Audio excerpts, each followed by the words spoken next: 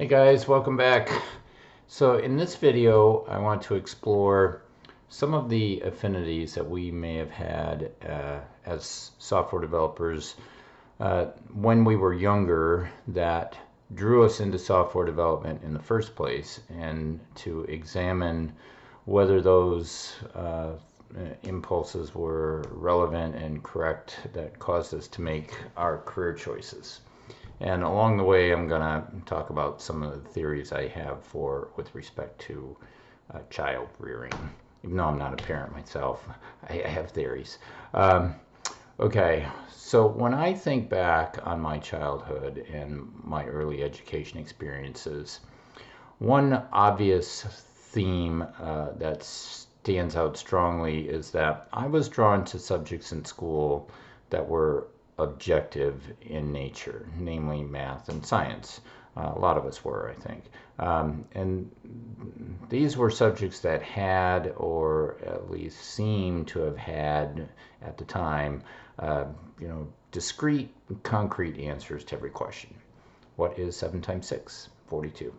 How far away is the moon from the Earth? 250,000 miles, etc. Specific, objective, concrete answers to life. That appealed to me, and probably, I'm guessing, to a lot of other developers can kind of relate to that. So by contrast, subjects that were more opinionated in nature, subjects like English grammar, music, and art, those subjects appealed less to me. And why would that be? Partly, I think it was because it was frustrating to me to, let's say, get a less than stellar grade on an assignment that seemed like it was based on nothing more than opinion. For example, I remember getting a B on a term paper in my high school English literature class, and when I compared my grade to other better grades in class that were handed out, it just seemed to me that the teacher was playing favorites and giving better grades to subjects that she thought were more interesting to her. For example, I wrote my term paper about lasers, which were pretty new at the time, and I predicted future applications where lasers would make a big impact, like CD players and LASIK eye surgery. And to me, it seemed like it was a pretty interesting and exciting subject to write about. I worked hard on it, and I was proud of the paper. I got a B. Another classmate wrote her term paper on the injustices of the death penalty. She got an A.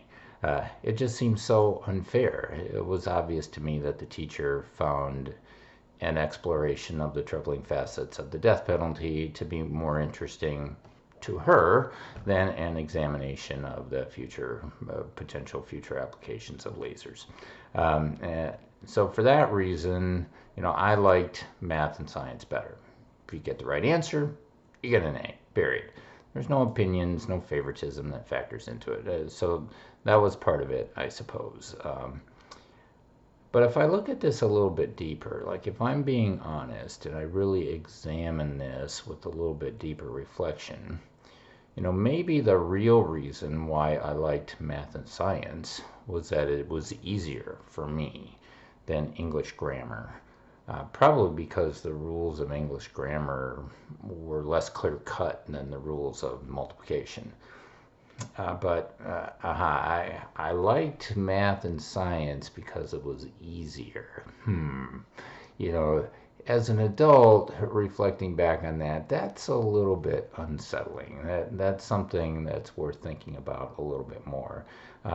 Because, with what I know today about Stoic philosophy, Stoicism would not be supportive of shying away from an area of life because we think it's too hard.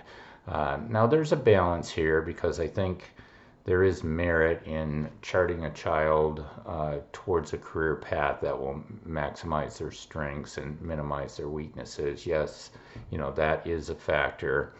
But I think we have to be really careful when we start letting ourselves shy away from important areas of life that seem hard at first.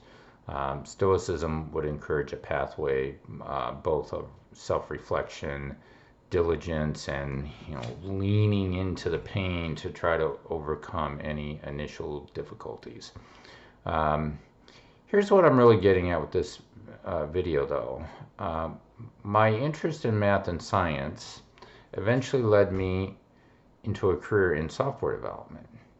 And the massive irony here is that my early desires to find objectivity in life led me into a career field that is probably one of the most subjective career fields there is.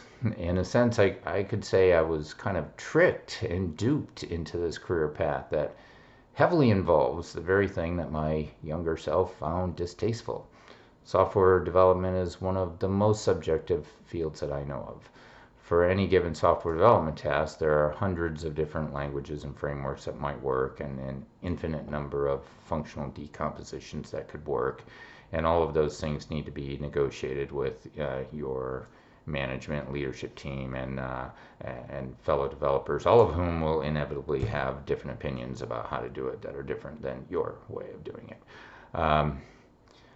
I think if you take the dynamic nature of software development with its rapid obsolescence cycle and combine it with the highly subjective nature of the work, software development is, in my opinion, one of the most difficult career paths that one can choose. For me personally, looking back on it, I might have been better served by picking a different career path. Perhaps something like being a doctor or a lawyer or an accountant could have satisfied my desires for intellectual pursuits, but done it in a way that would have been more conducive to the way my brain works and the way my brain solves problems. Now, who knows? It's a little late now. I'm kind of pot committed on this software development thing. But in any case, whether it's software or any other career path, I'm now convinced that one of the most important things in child rearing is to raise kids with a deeply embedded sense of discernment and wisdom about the world, understanding human nature, juggling ambiguities, making decisions with less than a full set of information.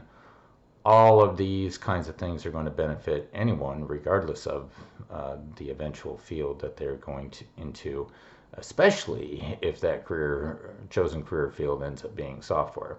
And even if they go into a different field that seems objective or more objective in nature, there are still going to be lots and lots of situations in life and in the workforce, in any career field, where there's going to be a need to apply judgment. And for that reason, I think we should be instilling skills of discernment, judgment, and wisdom in kids from an early age. Now, should be age appropriate, of course. Some schools today do try to do this to a degree in their curriculum, but schools are never going to be able to, to fully do this. It's up to the parents. It's going to be up to the parents to help guide their children towards these skills. Here's an area where I think the Stoic concept of daily reflection can be really useful. So what I'm proposing here is that, at the end of every day, in dinner table conversation, the parent can guide the student into reflecting on that day, and not just the scholastic achievements of the day, which was kind of the focus when I was younger. The reflection tended to be more about scholastic accomplishments, but the softer skills around that, like what was easy for you today, what was hard for you, what was hard about it, what was it that made it hard? Who did you get along with today? Did you have any disagreements with anyone today? Etc. With that kind of daily reflection, I think children can gain the full set of skills that they need to enter the workforce fully prepared for the complex and dynamic work environments that they will face today. The workforce is a lot different than it was when I was growing up, and we need to be preparing children to enter into that world. Now, for those of us like myself that weren't raised with that kind of focus, I grew up back in the 1970s. These things, they weren't talked about, right? We didn't have these kind of resources back then. They weren't given much attention. So maybe some of us need to practice our discernment skills and build up muscle in that area if we think that we have some deficits in those areas. And that's where I think studying and practicing Stoic disciplines can be really helpful here. I like the Stoic emphasis on clarity and logic, and I think those are good building blocks for practicing and building up good judgment. So let me know what kind of situations that have come up for you in recent years that have required you to apply judgment in your work assignments. Thanks for listening.